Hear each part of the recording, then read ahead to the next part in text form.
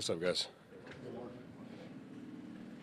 Mark, you've been in similar situations with Lamar being injured and everything.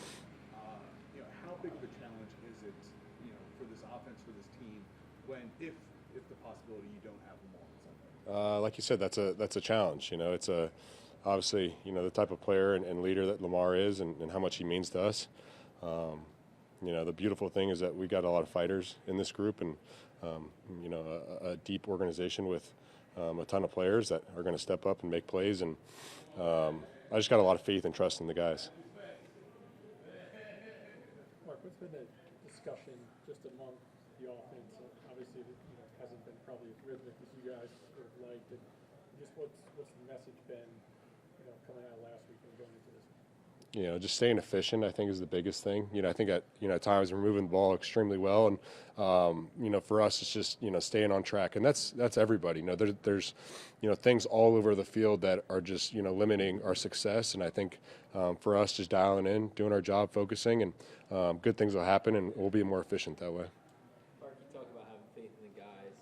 Cooper Rush had reps with the first team this summer and whatnot, and played in the preseason. What did he show you about how he can operate this offense? Well, he's a pro's pro. He really dove into this offense. Understands it extremely well. So he's going to know. He's going to be on his P's and Q's. He's going to know what to do, and I know he's fired up for the opportunity to go show what he's all about. And there's a reason why he's been in the league for 9 years. I think it is now. He's a really good player. Mark, you guys have come back from tough moments and fixed yourselves in various ways over the course of seasons in the past. What's the overall tone and messaging in there right now? For us, it's continue to fight.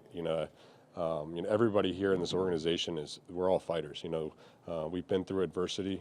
We know what that looks like, and there's no quit in this group. And I'm excited to show the world that. How great was it to get Isaiah Likely back on the field this past Sunday, and just how much more does that expand your entire offense with him being involved with everyone else? Yeah, he looked great. He was flying around. Made some really big plays, some big blocks, and picked up where he left off. So he's going to be a big part of this offense and what we do as a team, and played really well. And we're going to be able to open that up and expand that with him, and it's going to look really good.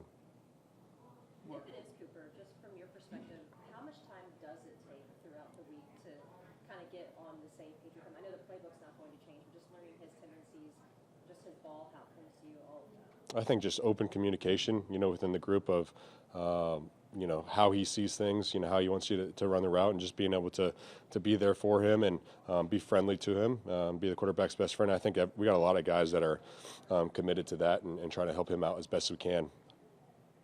Mark, how much will obviously Lamar and Cooper are very different quarterbacks, different skill sets.